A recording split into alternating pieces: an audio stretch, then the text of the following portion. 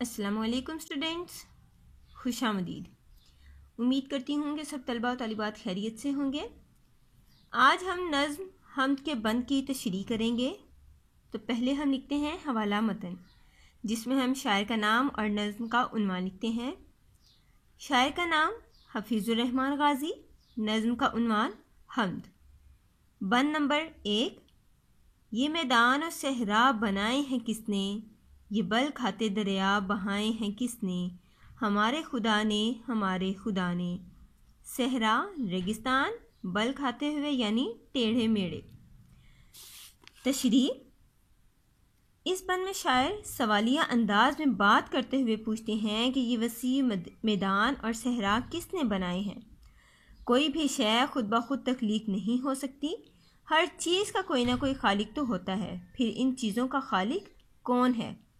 یہ ٹیڑھے میڑے بل کھاتے ہوئے دریا جو پانی کا بہت بڑا ذخیرہ ہیں، ان کا پانی ایک سے دوسری جگہ جاتا ہے۔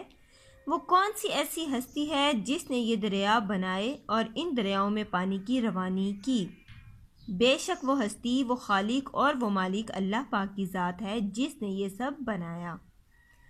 یعنی اس دنیا میں موجود تمام چیزیں، جو کچھ بھی کائنات میں پایا جاتا ہے، جو کچھ بھی موجود ہے، وہ سب اللہ تعالیٰ نے بنایا ہے۔ شاعر سوالی انداز میں کہتے ہیں کہ یہ سب کچھ کس نے بنایا؟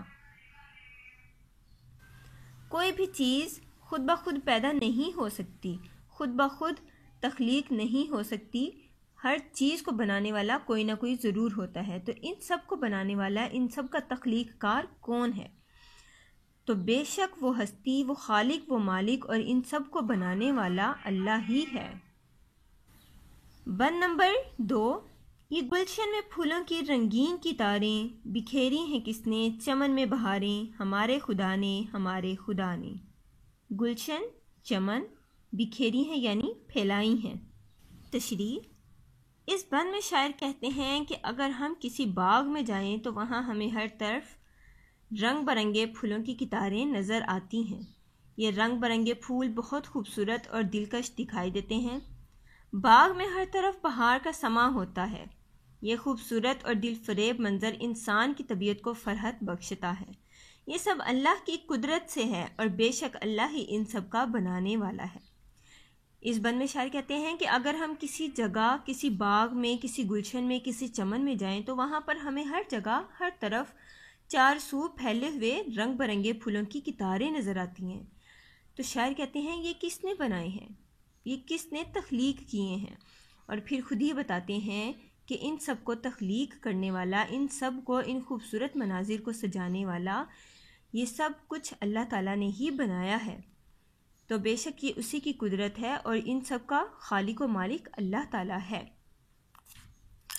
بند نمبر 3۔ یہ چاند اور سورج بنائے ہیں کس نے، سیاہی کے پردے اٹھائے ہیں کس نے، ہمارے خدا نے ہمارے خدا نے۔ سیاہی کے پردے اٹھانا یعنی رات کی تاریکی کو ختم کرنا اور دن کے اجالے میں تبدیل کرنا۔ تشریح: اس بند میں شاعر کہتے ہیں کہ اللہ ہی ہے جس نے ہمارے لیے یہ چاند اور سورج بنائے ہیں۔ اللہ نے چاند کو تاریک راتوں کو روشن کرنے کے لیے بنایا۔ اللہ ہی ہے جو رات کی تاریکی کو دن کے اجالے میں تبدیل کر کے ہر طرف روشنی بکھیر دیتا ہے۔